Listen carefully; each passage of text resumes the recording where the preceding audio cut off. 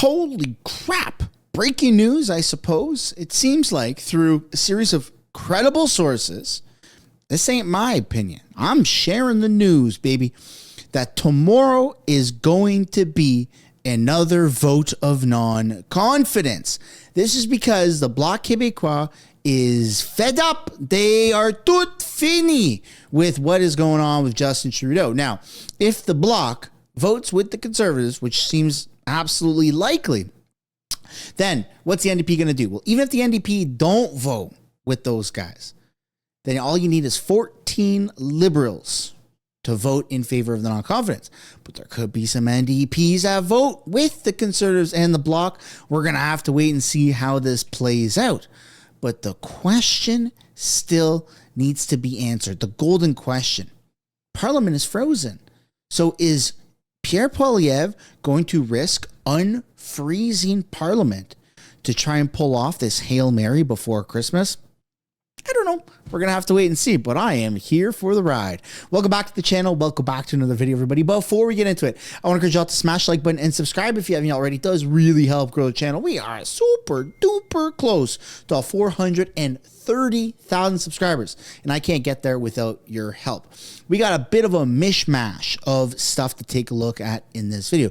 We're going to start off with some smaller news stories. Kamala being drunk at her first speech since she lost the election. Some smaller Canadian news stories. And then we're going to take a look at another breaking news story. This video is jam-packed. You might as well watch the whole thing. You remember Randy who got fired? All right, so there's another controversy within the Liberals of another Liberal MP, well, a wannabe Liberal MP, a candidate who pretended to be Indigenous, but then got caught and took it all back. In fact, the Métis people, Métis organizations said, you're not Indigenous. So, ooh, Randy 1.0 is a dude. Randy 2.0 is a chick. Holy smokes. If you're looking just for the voting on confidence stuff, feel free to skip on into the second half. But I really encourage you guys to stick around for the full thing. Here we go. Justin Trudeau keeps saying he has a plan to fix immigration and housing here in Canada. But the parliamentary budget officer dropped a report that actually debunks Justin Trudeau's plan to fix immigration. You would think that the mainstream media would be all over this, but they're not. In fact, the only real place that you can find this type of information is at Ground News. And to be honest, that's where you really get the bigger picture of what's going on in the news cycle. They're an app that I've partnered with because they're committed to helping you break through the Justin Trudeau just media bias, the stranglehold that they have, the monopoly, one could argue, on information. And you can follow along as I show you how it works by going to ground.news/sun, S-U-N. Ground News is an all-in-one stop shop where it actually shows you a summary of all the articles they have found reporting on any given story. As you can see, left-wing media is completely dominating the story in this particular instance. And if you look closer, you'll actually see that the radical woke left, they're just repurposing the same headlines over and over again. I mean, this is why it feels like we're living in some sort of left-wing echo chamber, because we actually are. Like, for instance, how the National Post is writing how the PBO is saying Justin Trudeau is overestimating his new plan's effectiveness.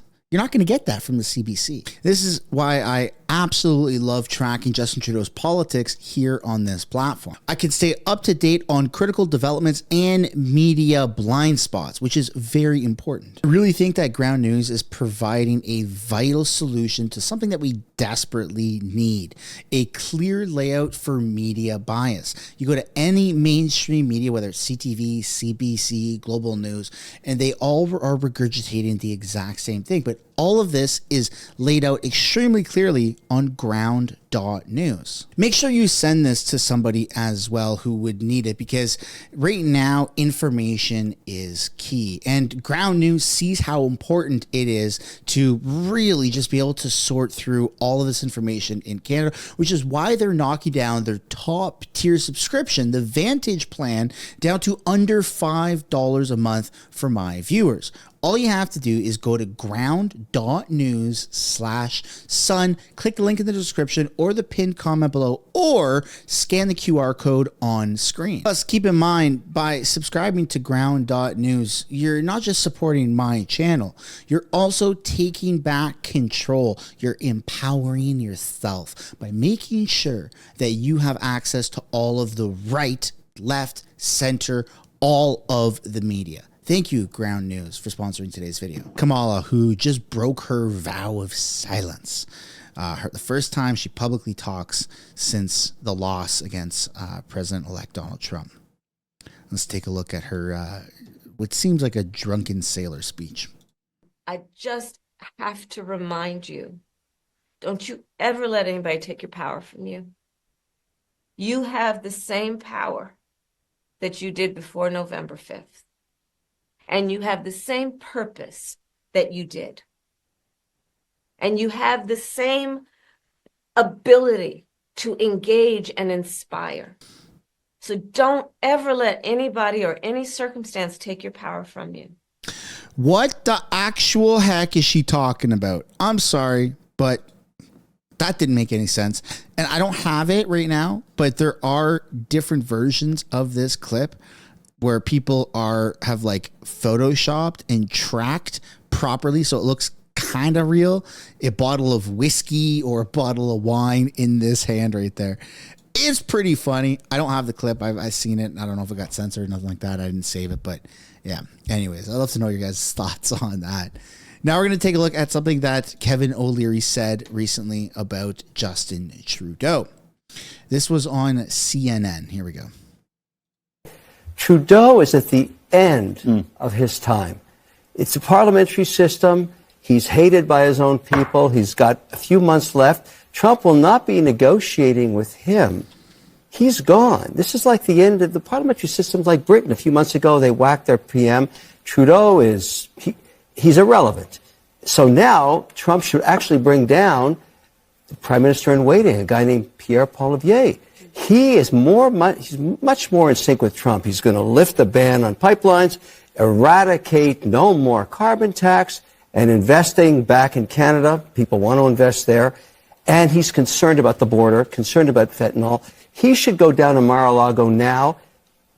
Trudeau, irrelevant. Doesn't matter. What does any of this have to do with starting a trade war? Like, why can't you develop relationships with our allies? It's not a trade war when you get in sync with these two economies. There's no way on earth we're talking about water, paper, power, cars, gas, oil, all coming from Canada. Massive trading partnership. No chance in hell there'll be a tariff. Because, just finish the sentence. No chance because it would be damaging, or because no it's chance? A bad idea. No, I just want him to finish his idea. A 25% tariff would devastate both countries. It's not going to happen. But the guy to be negotiating with is not Trudeau. He's a zero right now. He's a zero. I mean, I agree, man. I agree. Like, it's so nice to see people outside of, just like a Canadian, whatever this is called, commentary space, or the conservatives talk common sense, right? There's occasional clips of Joe Rogan, right, talking about it, but it's just surface level stuff, right? Surface level things like Trudeau's bad and he's ruined Canada, and that's why Joe Rogan doesn't want to come to Canada. Elon Musk have chimed in from time to time. Trump has chimed in, but Kevin O'Leary has that business background. He goes on Fox. He goes on, this case, CNN, and he brings a bit of a different perspective, more of a financial management perspective to the table, and I appreciate it. Even though he's got a list, a lot of people don't like Kevin O'Leary. A lot of people like Kevin O'Leary. You can talk about his experience or his controversies and yada yada. Who cares about that when we're talking about this, right?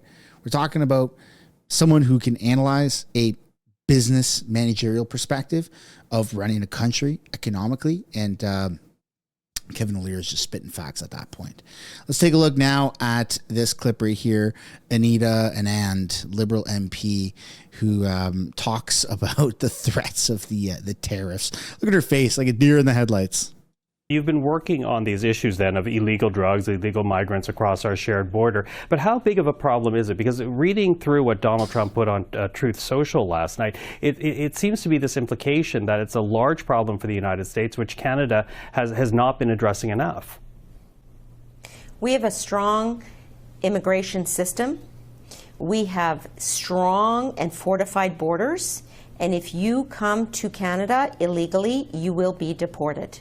That is a key message that we as a government have, and I know that Minister LeBlanc and Minister Miller are very serious about ensuring that the rules relating to immigration, the rules relating to public security are followed and enforced. And in terms of the drug supply, because Mr. Trump specifically points to fentanyl as an issue for the United States, putting the onus on Canada to do something about the cross-border of that drug. Are there enough measures in place to deal with his concern? We have strong rules in place in the Criminal Code of Canada, which remains in effect for our country's protection, and we will spare no expense at enforcing the law. That is a beacon of the Canadian legal system and Canada as a whole, and we will continue to ensure that illegal conduct is prosecuted and that those who break the law are facing the consequences necessary. Okay, so a couple of things on that one. Justin Trudeau has been asked several times in the House, what is he going to do about the 3 million people whose visas expire in the next year? Is he going to deport them? What's going to happen? And the answer from the Liberals has usually been that we're going to trust people to do the right thing, and we're going to take them at their word when they say that they are going to leave the country and go back home. Yet we have between 50,000 illegal migrants right now in Canada.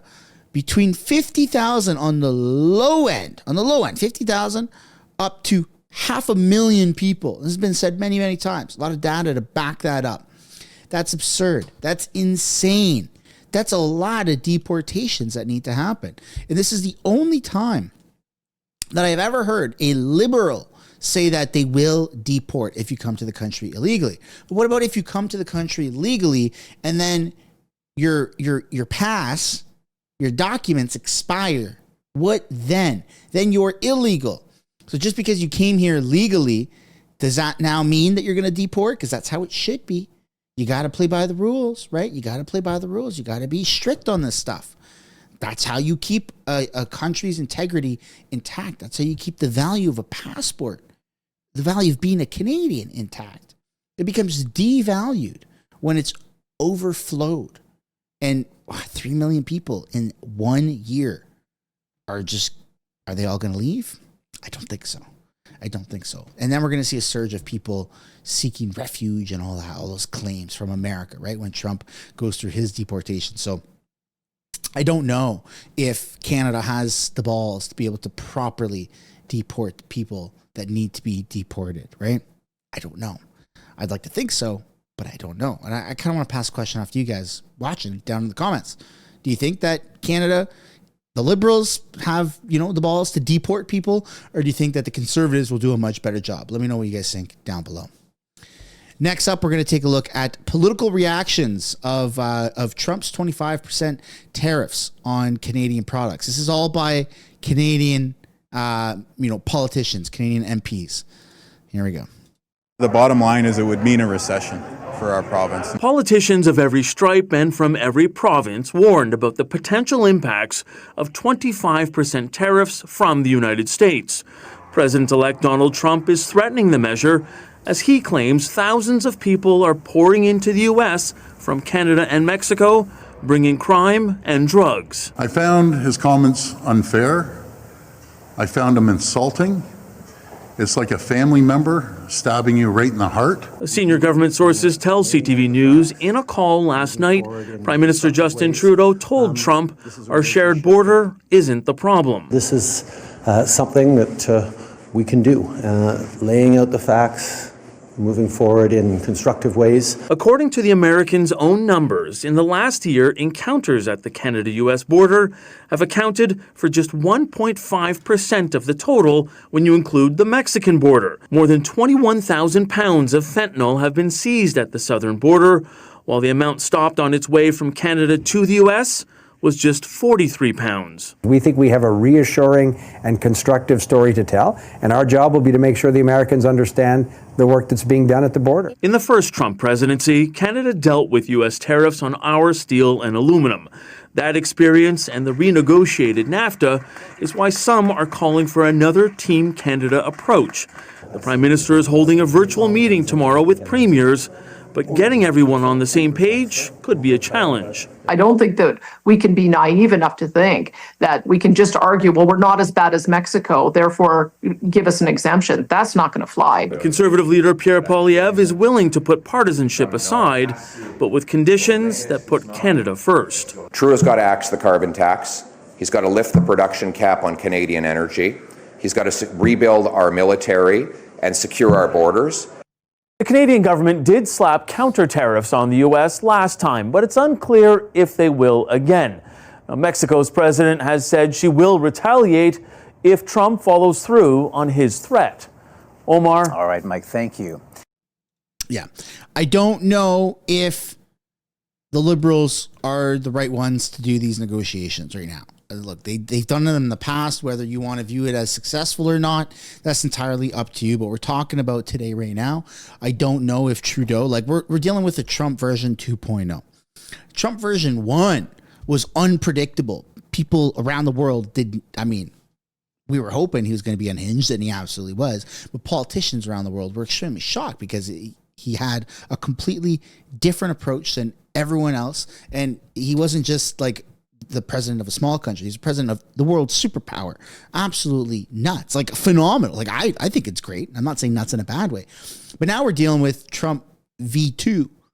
And it's like, people thought they could prepare between V1 and V2, and you can't, because look what just happened. He slapped Canada and Mexico with a threat of a 25% tariff increase, and that's just like causing a lot of panic from countries around the world. I don't blame them. Right? We're dealing with a very pro-American economy, a very pro-American president, and there's no room for error. And having Justin Trudeau, a man that Trump does not respect. Openly, he said this many times. I don't respect Trudeau. I like the Canadian people. I don't like the Prime Minister. We're kind of getting into dangerous territory. So I'd love to know what you guys think down below. Who do you think is better at dealing with the tariffs? Right? Do you think it's the Liberals, or do you think it's going to be the Conservatives? Let me know what you guys think. Now, just as promised, we're going to take a look at what's going on with Randy 2.0. The female Randy. The controversies just keep on piling up. Here we go. Randy got fired for pretending to be Indigenous. And now there's another Liberal MP. There's another Liberal MP who's accused of the same thing. Y'all ready for this? Buckle up. All right. Fleischer's references to Indigenous heritage appear to have been recently scrubbed from her online profiles, including those advertising her Liberal candidacy. Are you guys ready for this? Here you go. A federal Liberal candidate in BC who publicly identified as Indigenous for years says she's now plans to apply for Métis citizenship after local Métis society publicly questioned her heritage claims. She's doing the Randy. And she is screwed. In a statement provided by Liberal Party of Canada spokesperson Madison Fleischer, the party's candidate at the Cloverdale-Langley City by-election said she is in the process of putting together an application for Métis citizenship that would be submitted to Métis Nation, British Columbia. She lied about pretending to be Indigenous. I self-identify as Métis based on what I know about my great-grandmother's heritage. I self-identify. You aren't Métis. You aren't Indigenous. You self-identify. Are you kidding me, bro? What? You can do that? Hold on. That's a slippery slope.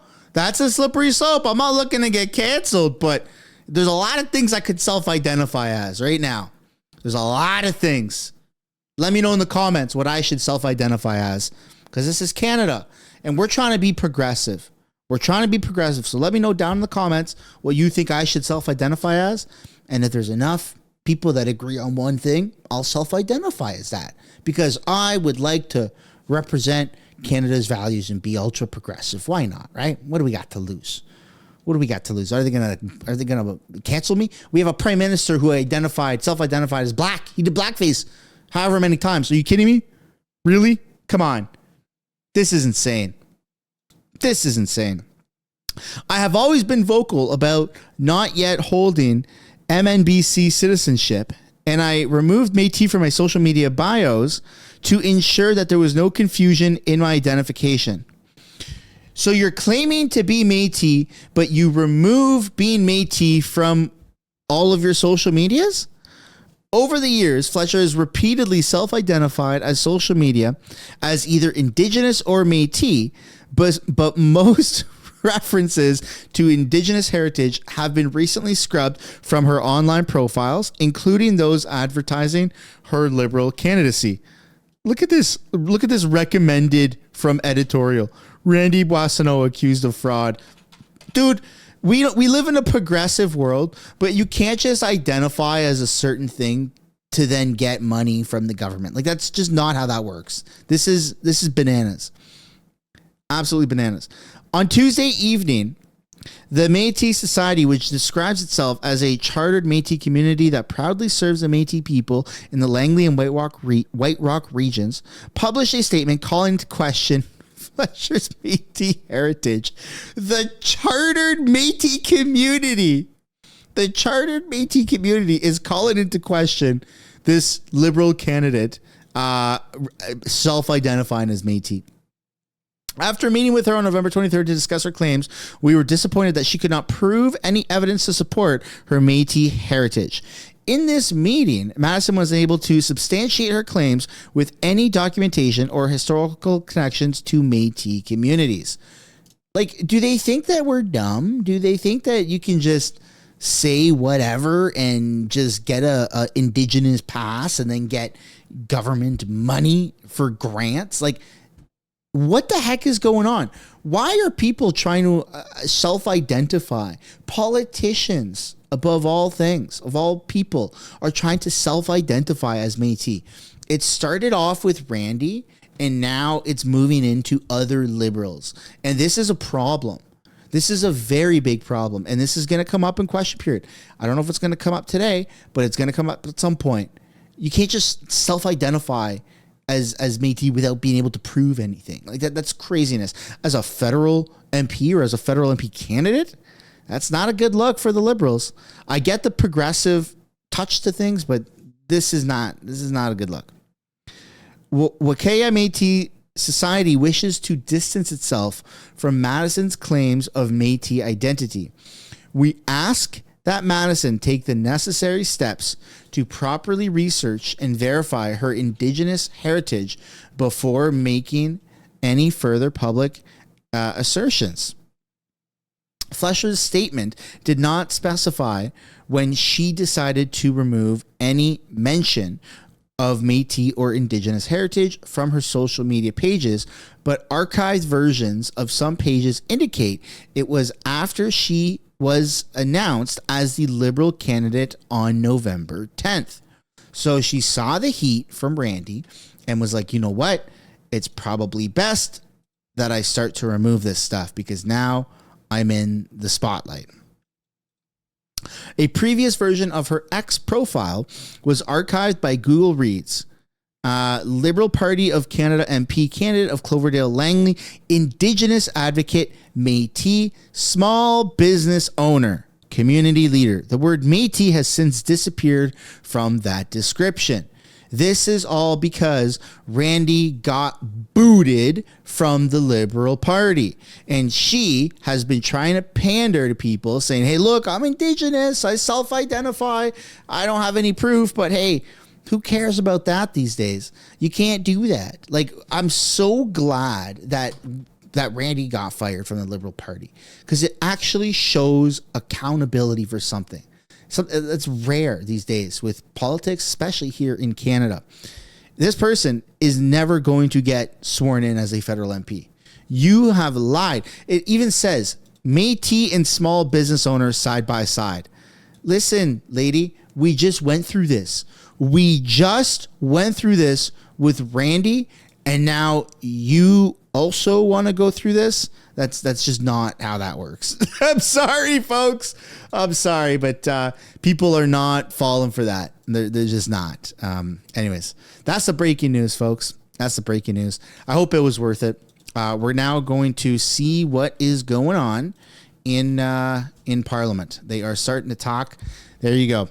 One line, scandal after the next. How many more people is it going to take for this stuff to just, be put to an end? How many more people? How many more people pretending to be Indigenous, pretending to be black, all that stuff? Come on, folks. Come on. I get the Liberals are progressive, but at what point are they not deemed progressive and they're deemed a different word, right? Stupid? That doesn't do it justice. So now we got to take a look at the vote of non-confidence that's likely going to happen tomorrow. Now I'm going to read off my phone because I got some analysis that was just sent to me by my guy. Tomorrow is the vote on the GST. Now, Jagmeet Singh has flip-flopped on the flop-flip on the flip-flop. He said he'd support it. He said he wouldn't. And now today he said that he would support it. We don't really know what this bipolar MP is doing. But nonetheless, the vote is happening tomorrow. Now, if Pierre removes the freeze, it's extremely risky because then he would be allowing the Liberals to get away without submitting the SDTC document. So it would essentially have been for nothing. So Pierre must absolutely know that without a doubt, he's got enough pull to be able to pull this off. An early gift for Christmas to Canadians. Now, it's extremely risky, like I said. So let me know down in the comments if you think it can successfully be pulled off. And without further ado, let's get into what to expect tomorrow. Here we go. Well, time now for a look at what else happened in politics today. The Trudeau Liberals tabled a bill to implement their GST holiday proposal. Bill C-78 would remove the GST on items such as restaurant meals, snack foods, and children's toys for a period of 2 months, beginning December 14. But the plan to send out $250 rebate checks will be voted on separately. The government had to split their proposal, the result of concerns expressed by both the Bloc and the NDP, who want to expand eligibility. Talks between Canada Post and the union representing thousands of striking workers have broken down. A federal mediator appointed to oversee negotiations suspended talks today, saying the parties are currently too far apart to successfully mediate. The Labour Minister, Steve McKinnon, is expressing his disappointment with how negotiations have gone so far. Parties need a bit of time to rethink their positions and to come back to the table with a renewed determination to get a deal, and these are the exact messages I'll be transmitting to them. I want to tell you and your family that we will make a lot happen with this mandate, because that's what you have a right to expect. You and your family are counting on us to stand up for you, and we will. And finally, that was the Nova Scotia PC leader Tim Houston celebrating his victory last night. Voters in the province giving Houston and his party a super majority in the province's legislature. Nova Scotia's NDP party will form the official opposition, while the provincial Liberals finished third, losing several seats, including their leaders, Zach Churchill. So everything boils down to this tax, this GST tax that has been implemented for the next 60 days. You get $250, but the parameters for that are quite narrowed down. If you're on EI, if you're on a pension, if you're on disability, you don't qualify. If you make over $150,000, you don't qualify. So what's going to happen? Well, let's take a look here. First up, we have this post right here on X by the amazing Zoltan. Breaking. There will be a confidence motion in the House of Commons tomorrow evening. How do you think Jagmeet Singh will vote? And then from HOC staffer. There will be a confidence vote in the House of Commons tomorrow evening. It really feels like this could be the last Hail Mary before Christmas. If this doesn't get pushed through, then I think the only other shot that we have at an early election is after Jagmeet Singh gets his pension. Now, I know what you're thinking. Because I think it too. There's no way in hell Jagmeet Singh is going to support this before he gets his pension. And again, chances are you are right. But this could be pulled off without Jagmeet Singh's help or approval. Again, he's been flip-flopping on the flop-flip, on the flippity-flop, and a flop to the flip so many times. We have no idea what to expect tomorrow. We know that the Conservatives are likely not to support the GST. We know that the Bloc is likely not to support the GST because they want it to be permanent. 60 days tax exemption is ridiculous. So Pierre is going to be potentially putting it all on the line and risking it all tomorrow to try and pull off one final Hail Mary before the Christmas holidays. Let me know if you think any of these theories are going to play out. Let me know if you think that it's going to be even successful. I'd love to know what you guys think down below in the comments. Thanks so much for watching. On our way out, smash the like button, subscribe, and I'll see you in the next one. Bye for now.